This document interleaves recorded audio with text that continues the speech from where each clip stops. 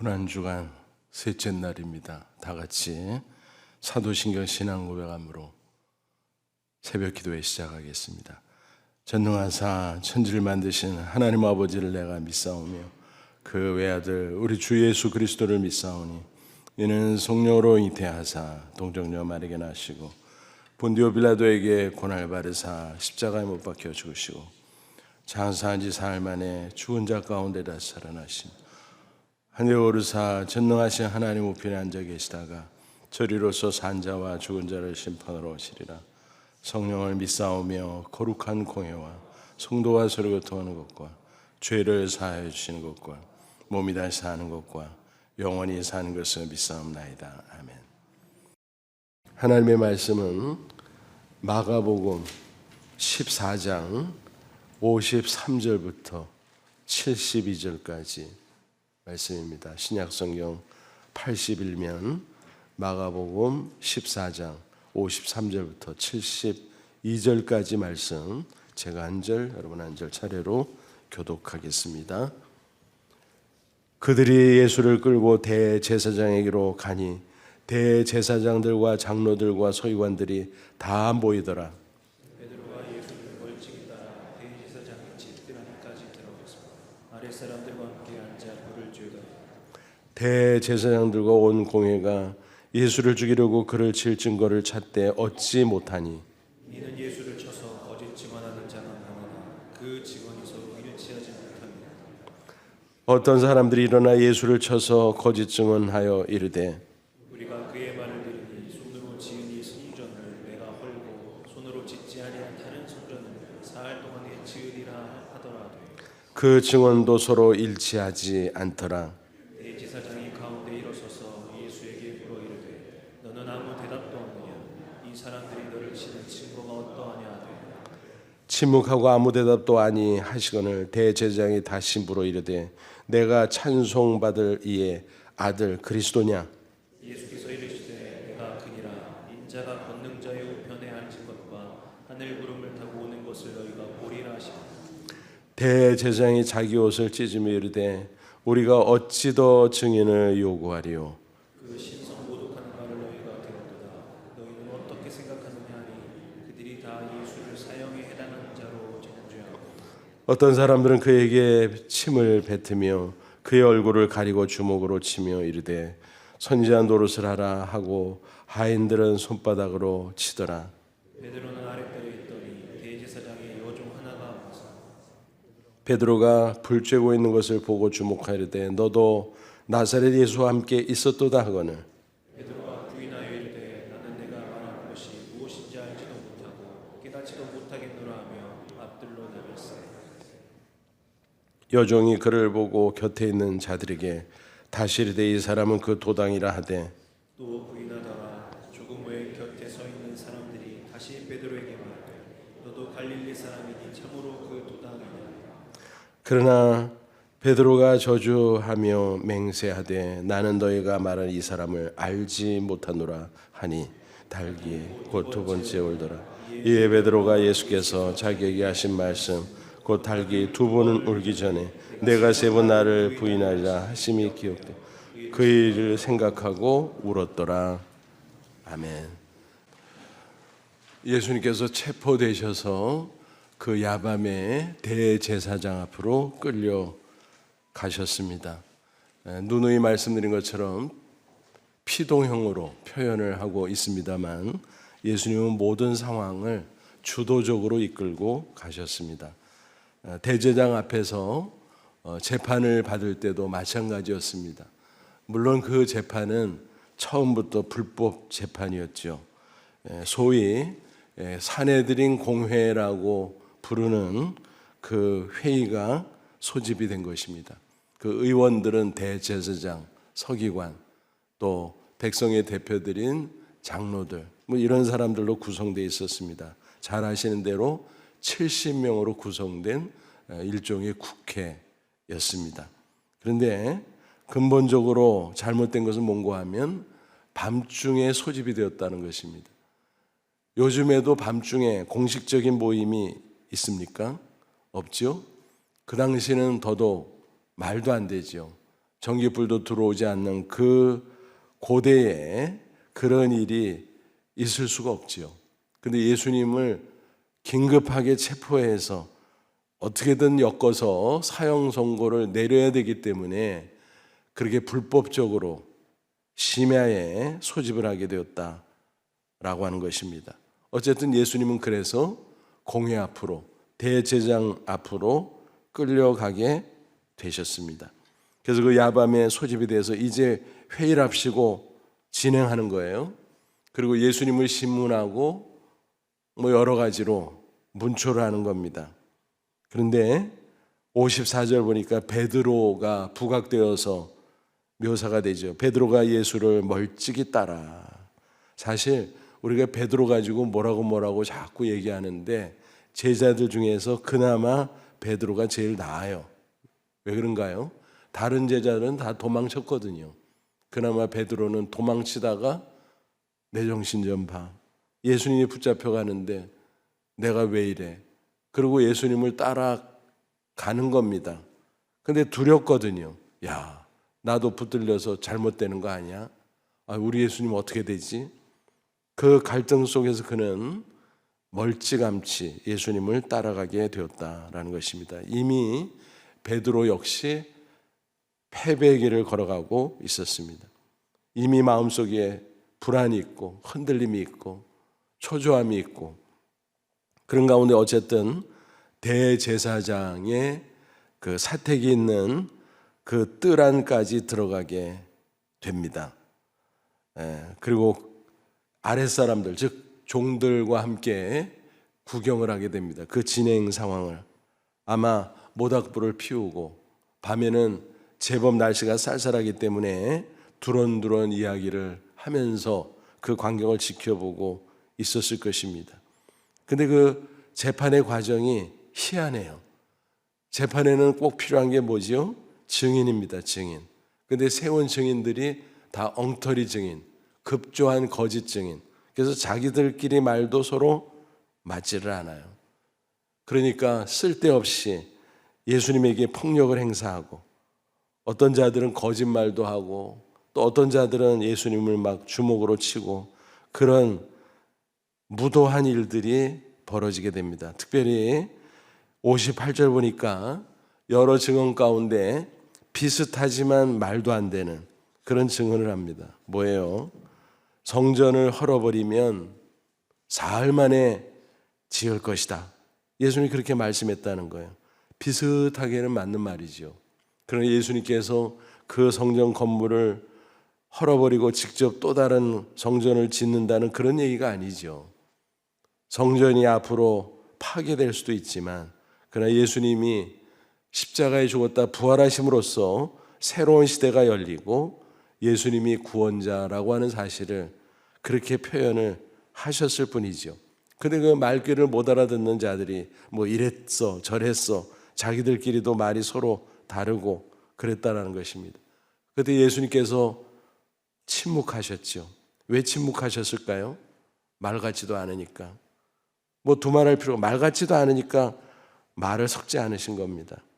근데 뭐 이런저런 그런 소랑설레가 있다가 이제 대제사장이 61절 보니까 다시 신문하면서 질문을 하죠. 61절 보면 하반절에 내가 찬송받으리의 아들 그리스도냐? 찬송받으리 하나님이죠. 내가 하나님의 아들 그리스도 맞아? 그거를 직접 물어보고 대답을 듣기 위해서라기보다는 신성모독죄로 엮으라고 한 것입니다. 그런데 예수님은 침묵으로 일관하다 그 질문만큼은 받아서 대답을 했습니다. 내가 그니라. 무슨 얘기예요? 맞다. 내가 하나님 보좌 우편에 올라갈 것이다. 그리고 앉아있다가 구름을 타고 다시 오실 것이다. 예수님께서 뜻밖의 답변을 하시는 거예요. 그러니까 대제사장이 기가 막힌 거예요. 그래서 63절 자기 옷을 찢으며 이르되 우리가 어찌 더 증인을 요구하리요. 근데 여기서 대제사장이 신문하는 것으로 이렇게 되어 있지만 사실은 자세하게 들여다보면 다른 복음서 특별히 요한복음 18장을 보면 두 가지로 돼 있어요. 그 당시 현직 대제사장 중에서 대표를 그렇게 선임해서 교대로 이렇게 해마다 바꿔서 하거든요. 임기를 정해놓고. 그런데 그 현직 제사장은 가야바 제사장입니다. 대제사장입니다. 근데 그 직전 제사장이 누구냐면 안나스예요. 안나스. 그리고 두 사람의 관계는 안나스가 가야바의 장인이에요. 그래서 직전 대제사장일 뿐만이 아니라 또 사위니까 실력을 행사하고 영향력을 끼쳤어요. 그래서 자기가 먼저 사실은 예수님을 신문하죠. 공식적으로 산헤드린 공회 현 의장은 가야바임에도 불구하고. 그래서 한 차례 이런저런 신문을 했어요. 그러다가 이제 가야바에게 넘겨서 가야바가 또 신문을 했던 거죠. 그러면 어떻게 된 거냐?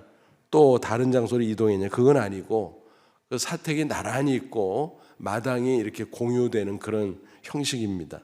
그래서 안나스에게 신문 받으시다가 가야바에게 그 옆으로 이동해서 가야바에게 신문 받는 그런 상황입니다.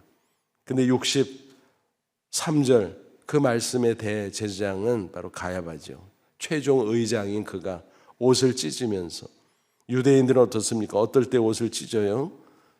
마음에 극단적인 그런 표현이죠. 뭐 슬프다든지 또 화가 난다든지 뭐 등등. 그래서 여기서 옷을 찢는다는 것은 분개한다는 거예요. 그래서 어찌도 증인이 필요하리라. 볼 거 없다 그 소리죠. 그래서 64절 그 신성모독하는 말을 너희가 들었도다.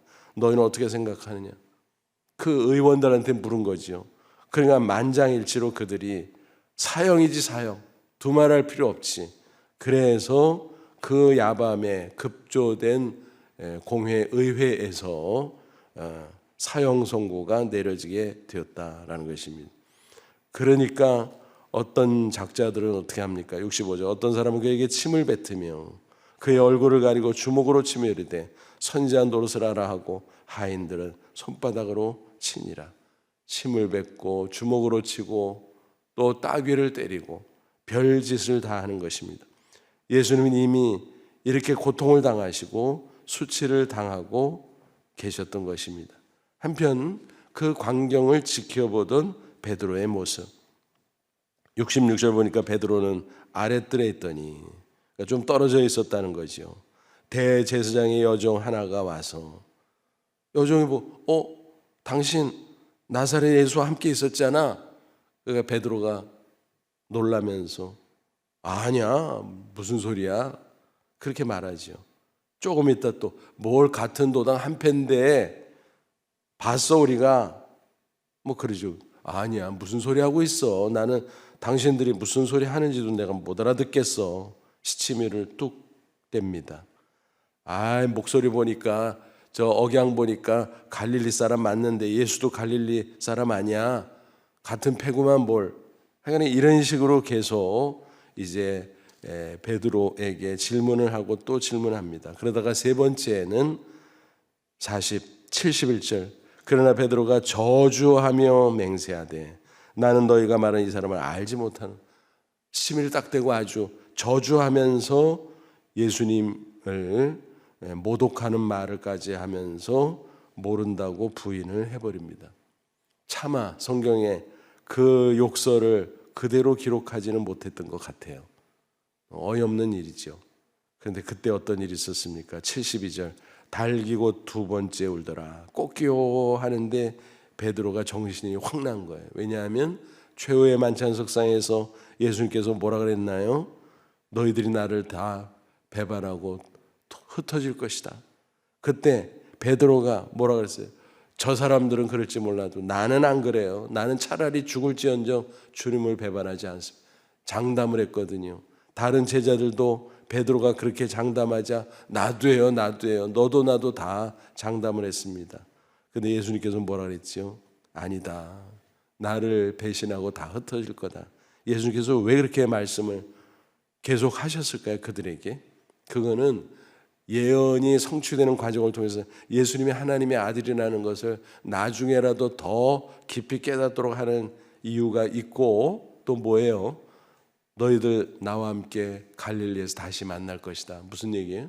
너희들이 나를 버리고 도망칠지라도 배신할지라도 나는 너를 버리지 않는다라는 그런 뜻으로 말씀을 한 거예요. 내가 너희들 배반할 거 다 알지만 괜찮아. 나중에 돌이켜서 나와 다시 만나자. 그런 얘기예요. 특별히 베드로에게 뭐라 그랬어요? 베드로야, 마귀가 너를 밀가부로도 까부는구나. 시몬아, 시몬아, 너무너무 안타까운 마음으로.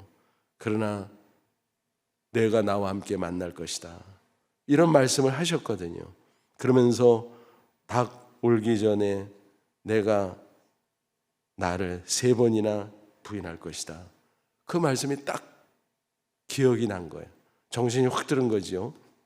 근데 오늘 72절은 그렇게 간단하게 기록을 하고 있는데 병행 구절인 누가복음 22장 61절 62절 보면 조금 더 자세하게 나와 있습니다. 제가 읽어드릴 때 한번 그 광경을 마음속으로 상상해 보세요. 누가복음 22장 61, 62절이에요. 주께서 돌이켜 베드로를 보시니, 주께서 돌이켜 베드로를 보시니, 베드로가 주의 말씀 곧 오늘 닭 울기 전에 내가 3번 나를 부인하리라 하심이 생각나서 밖에 나가서 심히 통곡하니라 그랬습니다. 그냥 꽃기호 소리 듣고 주님께서 먼저 하셨던 말씀이 생각난 것이 아니라 그 사이에 어떤 일이 있었다고요? 예수님께서 신문을 받으시고 쭉 재판이 진행되는 가운데 그 뒤쪽 아랫뜰에서 베드로가 있었잖아요. 좀 거리가 있죠. 그러나 소리가 들릴 정도이죠. 예수님께서 그를 향해서 돌이켜 보셨다 그랬어요. 그래서 원문을 보면 응시했다는 말이에요. 그냥 보는 게 아니라 뚫어지게 바라보았다. 시선을 줬다는 거예요. 말은 못하지만 뭐예요? 무언의 메시지를 보냈다라고 하는 그런 얘기예요. 그런 예수님께서는 그 뚫어지는 시선을 통해서 무슨 말씀을 하셨을까? 여러분 상상해 보십시오. 너희 놈 나중에 만나면 죽어? 그랬을까요? 아니죠. 내가 뭐라 그랬냐 베드로야. 네가 나를 3번 부인한다 그랬잖아. 그렇게 됐지? 그러나 내가 미리 알고 있었어. 내가 너를 용서한다. 내가 십자가에 죽지만 그러나 부활해서 다시 너에게 나타날 텐데 그때 만나자. 낙심하지 말아라. 다시 회복해라. 아마 그런 위로의 말씀을 하셨을 것입니다. 그 시선으로 베드로를 보시니 그 시선을 베드로가 느꼈죠. 눈과 눈이 마주쳤을 것이 순간이지만 베드로는 계속 볼 수가 없었겠지요. 순간 마주쳤을 때 베드로는 고개를 푹 숙이면서 그 순간 주님의 말씀이 생각났을 거예요. 그러면서 주체할 수 없는 슬픔과 애통함이 있었을 것입니다. 그래서 밖으로 뛰쳐나가서 심히 통곡하니라 그랬습니다. 오늘 본문 72절 끝에는 그 일을 생각하고 울었더라. 그냥 평이하게 기록이 되어 있지만 누가복음이나 다른 복음서를 보면 통곡하니라. 마태복음도 통곡하니라 그렇게 되어 있습니다. 엉엉 울었다는 거예요. 몸부림을 치면서 울었다는 거예요. 여러분 그때 베드로가 얼마나 통곡하면서 회개했을까요? 자기 가슴을 치면서 이놈아 너 무슨 짓 한 거냐? 예수님에게 너 무슨 짓 한 거냐? 예수님이 그렇게 경계하고 그렇게 말씀하셨는데 새까맣게 잊어버리고 겟세마네 동산에서 졸고 자다가 이 꼴이 됐구나 하면서 아마 심히 통곡을 했을 것입니다. 그런데 여러분 베드로가 실패한 거 맞죠? 그러나 그의 통곡이 그를 살렸다는 사실입니다. 우리는 너나 할 것 없이 다 실수하고 넘어지고 쓰러지고 자빠지죠. 다 죄인입니다. 예수 믿고 구원받은 이후에도 마찬가지예요. 왜요? 우리가 믿고 하나님의 자녀가 된 것이지 우리가 완벽한 인격과 삶을 갖추고 있기 때문에 100점 맞아서 의인이 된 것은 결코 아니다라는 것입니다. 그 때문에 믿음으로 의인된 이후에도 여전히 우리가 육체를 가지고 사는 한 우리의 죄의 본성이 살아 꿈틀거림으로 우리는 생각으로, 말로, 행동으로 얼마나 자주 실수하고 또 이런저런 죄를 저지르는지는 모릅니다. 그러나 중요한 것은 무엇일까요? 통곡으로, 회개로 다시 회복하고 다시 새로워지는 그 과정이 필요하다라고 하는 사실입니다. 그걸 뭐라 그래요? 성화의 과정이라 그러죠. 베드로도 마찬가지예요. 이렇게 통곡하고 통곡했지만 베드로가 그 이후에도 또 실수할 때가 종종 있었어요. 그죠? 예수님께서 부활해서 나타났습니다. 그가 고개를 못 들었잖아요. 그런데 요한복음 21장 보니까 갈릴리에서 만났어요. 그때 제자들이 다 모였는데 부활하신 예수님이 베드로에게 뭐라 그래요? 시몬아, 내가 나를 사랑하느냐? 대답을 할 수가 없죠. 배신한 놈이 어떻게 나 예수님 사랑해. 어떻게 그렇게 감히 말할 수 있겠습니까? 근데 예수님이 물으니까 대답을 안 할 수 없고 주님 아시잖아요. 또 물으셨어요. 내가 나를 정말 사랑해? 주님 아시잖아요. 또 세 번째 물어보시는 거예요. 그때 얼마나 기가 막힙니까? 내가 3번 예수님 배신했는데 3번 내가 나를 정말 사랑하느냐? 그때는 아마 흐느끼면서 대답했을 거예요. 주님 아십니다. 내가 주님을 사랑합니다. 그때 주님께서 뭐라 그랬어요? 그래, 다시 일어나라. 다시 시작해라. 예수님은 그 질문을 용서한다는 뜻으로 3번 질문한 거예요. 너 3번 나 배신했지? 나 그거 3번 다 용서했어. 걱정하지 마. 다시 시작해봐. 다시 출발하는 거야. 그래서 베드로가 그때 회복한 거 아니겠습니까? 그리고 예수님이 승천하시고 성령 강림절에 성령 충만함을 받고 그가 앞서 제자들이 이끌고 예루살렘 교회를 세우고 복음을 전하며 얼마나 열심히 했습니까? 그러나 그때는 로마 제국 치하에 박해 시대잖아요.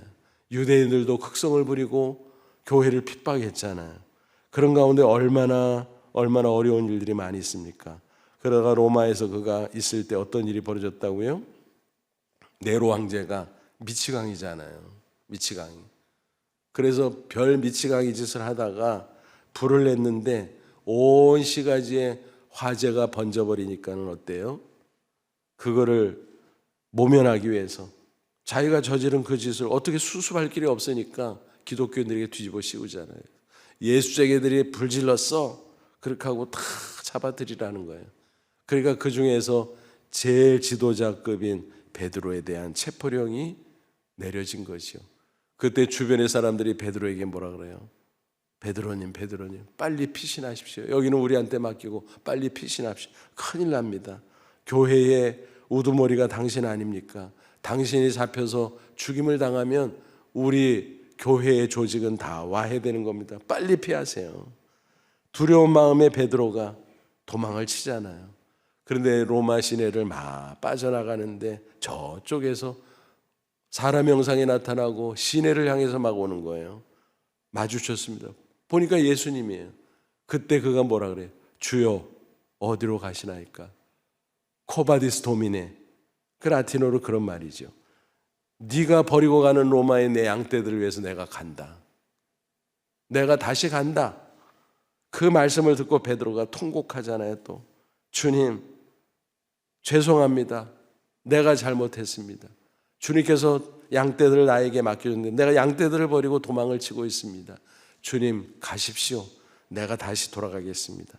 그래서 돌아서서 로마 시내로 들어가서 계속 복음을 전하다가 결국 체포되어서 십자가에 못 박혀 죽임을 당하죠. 그때 잘 아시는 대로 어떤 전승이 내려오고 있습니까? 집행하는 자들에게 마지막 소원을 말합니다. 나 요구사항이 있어. 들어주시오. 우리 주님 달려주고 십자가 내가 어떻게 똑같이 달려 죽을 수 있겠는가? 뒤집어서 나를 거꾸로 매달아 달라. 그래서 거꾸로 매달려 순교를 했다는 이야기가 전해 오지 않습니까? 베드로의 그 모든 신앙의 족적을 보면 그런 족적이에요. 통곡하고 변화되고 통곡하고 변화되고 통곡하고 변화되고 모든 사람이 그렇습니다. 저와 여러분도 마찬가지예요. 그래서 때때로 눈물이 있어야 돼요. 감사의 눈물도 있어야 되지만 회개의 눈물도 있어야 돼요. 나 자신을 바라보면서 살펴보면서 주님 앞에 합당치 못한 부분들을 가슴을 치며 눈물을 흘리며 통곡하며 회개할 때 주께서 은혜를 베푸십니다.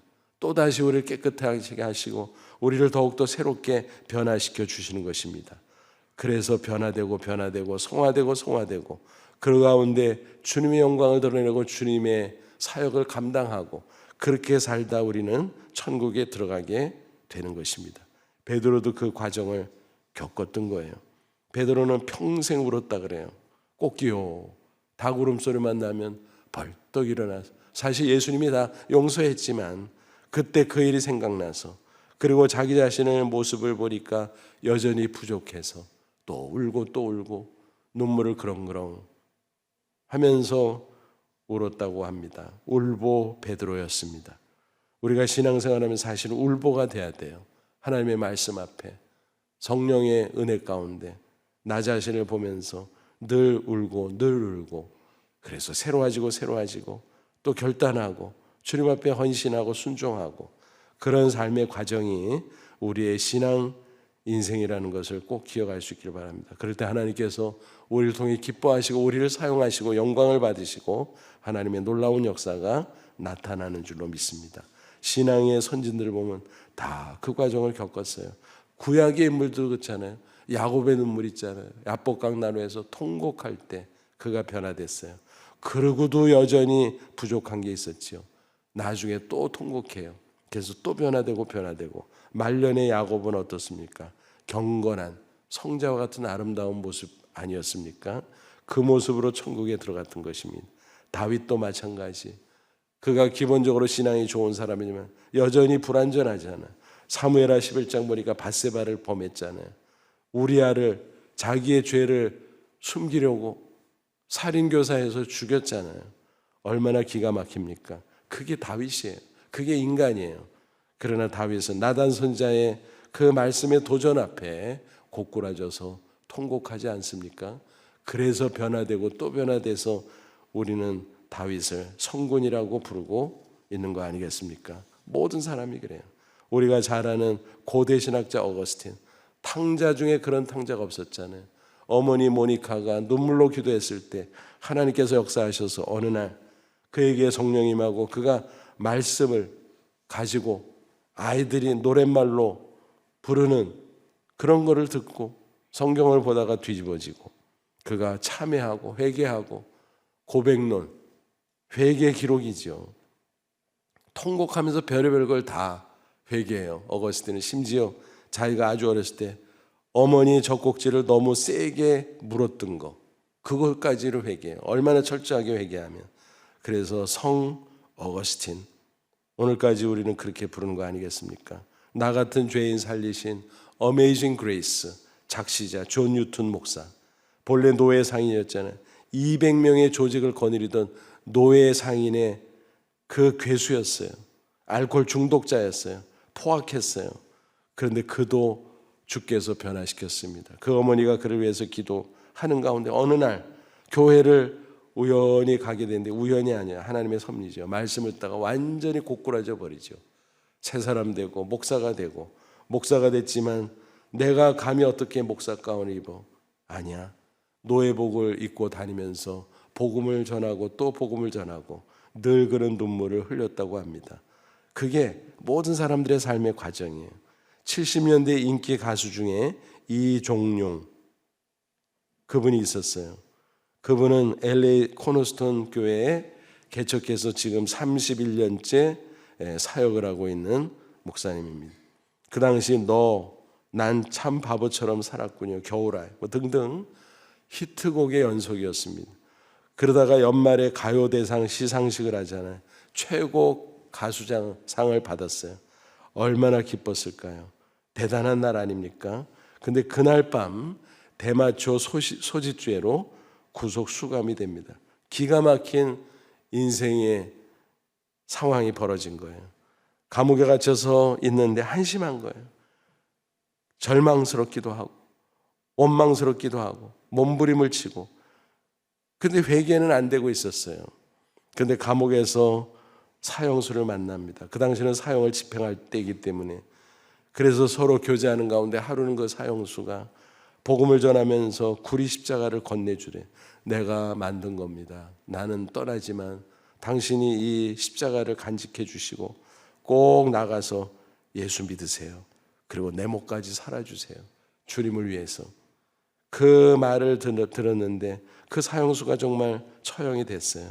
그 후에 그는 통곡을 합니다. 통곡을 합니다. 자기의 지나온 인생을 생각해 보니까 학생 시절 YMCA 활동을 열심히 했어요. 교회 생활을 열심히 했어요. 그러나 가수한다고 인기 스타 된다고 그렇게 애쓰고 힘쓰고 그래서 그 자리에 올라갔지만 그러나 또 한편 혼자 있을 때는 늘 허무감이 밀려와서 대마초에 손을 대다가 그 꼴이 되었음을 보면서 내가 주님을 배반했구나. 주님에게서 너무나 멀리 떠나 있었구나.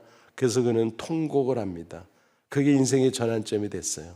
그래서 그 후에 믿는 연예인들과 함께 주의 영광을 위해서 또 헌신하기도 하고 가수 활동을 이어가다가 유명한 지저스 크라이스트 슈퍼스타 그 쟁쟁한 배우 가수들과 함께 출연을 할 때 성경을 얼마나 많이 읽으면서 완전히 몰입되는 그런 놀라운 일도 있었습니다. 그 후에 미국으로 건너가서 여러 일들을 하다가 이제 결국 신학을 하고 목사가 돼서 그 코너스톤 교회를 개척해서 지금까지 아름다운 사역을 이어오고 있다라는 것입니다. 그런 인생의 과정을 쭉 보면 그렇구나. 저와 여러분도 마찬가지일 것입니다. 그 눈물이 있었기에 그 통곡이 있었기에 오늘 내가 있습니다. 그런데 고난주간 때마다 수시로 나에게 그런 또 통곡과 눈물이 있을 때 나는 더 예수님을 가까이 하고 예수님을 닮은 아름다운 모습으로 변화될 줄로 믿습니다. 금년 고난주간에도 다시 한번 베드로의 통곡처럼 눈물을 흘리고 변화되고 새로워져서 하나님 앞에 더 칭찬받고 더 아름답게 쓰임받고 그 안에서 승리하는 저와 여러분 다 되시기를 주님의 이름으로 축원합니다. 기도하겠습니다. 이 말씀 붙잡고 기도하자. 하나님 그렇습니다. 베드로의 통곡, 그가 통곡했기에 살아난 줄로 믿습니다. 가룟도난 통곡이 없었기에 자살해 죽었음을 우리가 압니다. 하나님, 우리가 베드로처럼 통곡하고 눈물을 흘리고 또 변화되고 이 고난주간에 다시 한번 우리 신앙이 더 성숙해지고 더 새로워지고 주님을 닮은 모습으로 변화될 수 있도록 도와주옵소서. 우리를 말씀으로 성령으로 이끌어 주옵소서. 주님 인도해 주옵소서. 우리 다시 한번 간절한 마음으로 고백하면서 결단하면서 기도하겠습니다. 하나님 아버지는 화상을 진심으로 감사합니다. 이 시간 주의 말씀으로 우리를 새롭게 하시고 우리를 축복해 주심을 진심으로 감사합니다. 영광 받으시고 주 안에서 그 힘의 능력으로 다시 한번 새로 일어날 수 있도록 도와주셔납니다. 우리에게 흐르는 눈물을 주님께서 보시고 우리를 새롭게 변화시켜 주시옵시고 베드로를 베드로 되게 한 주님 오늘도 살아 역사하심을 믿습니다. 우리를 새롭게 하시고 특별히 금년 고난주간을 통해서 다시 한번 새로워지는 저희를 될 수 있도록 그래서 더 아름다운 모습으로 남은 생에 살다 주님 부르실 때 할렐루야 찬송하며 당당하게 천국 가는 저희들 될 수 있도록 역사해 주시옵소서.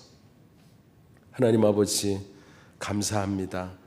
고난주간 새벽마다 주 앞에 나와 엎드리게 하시고 말씀 받게 하시고 오늘도 베드로의 통곡에 대해서 말씀을 들으며 우리 자신을 돌아봅니다.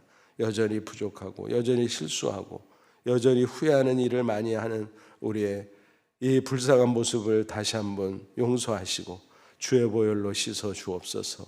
다시 새롭게 하옵소서. 주님을 더 많이 닮기를 원합니다. 그래서 우리 모습 때문에 주의 영광이 드러나며 우리의 손길 통해서 주의 일이 더욱더 풍성케 열매 맺고 이 세상에 주의 영광이 드러나며 복음의 역사가 나타날 수 있도록 인도해 주옵소서. 이 시간도 간절히 기도하는 우리의 모든 기도 응답해 주옵소서. 우리 개인도 가정도 보살펴 주시고 하나님의 승리를 맛보게 하옵시며 우리 교회를 더욱더 굳세게 세우시고 마지막 시대 복음의 선한도로 쓰임받게 하옵시고 한국교회를 깨워주옵소서. 코로나를 통과하면서 이미 빠져나왔는데 여전히 주춤거리고 여전히 주저앉아 있는 한국교회를 더욱더 다시 일어나 빛을 발할 수 있도록 도와주시기 원합니다. 무너진 교회들을 다시 일으켜 주시기를 간절히 원합니다. 대한민국이 혼란과 여러 가지 복잡한 상황 가운데 있습니다. 총선을 앞두고 이전 투구하는 정치인들, 4분 5일 되는 백성들을 보면서 억장이 무너집니다. 하나님 불쌍히 여기시고 이 땅을 고쳐주시고 이번 총선에 하나님의 마음에 합한 자들만 골라서 세워주심으로 말미암아 대한민국이 바른 방향으로 나아갈 수 있도록, 그래서 마지막 시대에 아름다운 대한민국, 아름다운 한국교회가 나란히 세계 앞에 우뚝 서서 세계복음화의 위대한 사명을 감당할 수 있도록 인도해 주시옵소서. 오늘 한날도 우리와 함께 해주실 줄을 믿습니다. 감사하며 예수님의 이름으로 기도하옵나이다. 아멘. 하늘에 계신 우리 아버지여, 이름이 거룩히 여김을 받으시오며 나라의 마옵시며 뜻이 하늘에서 이룬 것 같이 땅에서도 이루어지이다. 오늘날 우리에게 일용할 양식을 주옵시고 우리 어리게 죄진 자를 사해 준 것 같이 우리 죄를 사해 주옵시고 우리 시험에 들게 하지 마옵시고 다만 악에서 구하옵소서. 대개의 나라와 권세와 영광의 아버지께 영원히 있사옵나이다. 아멘.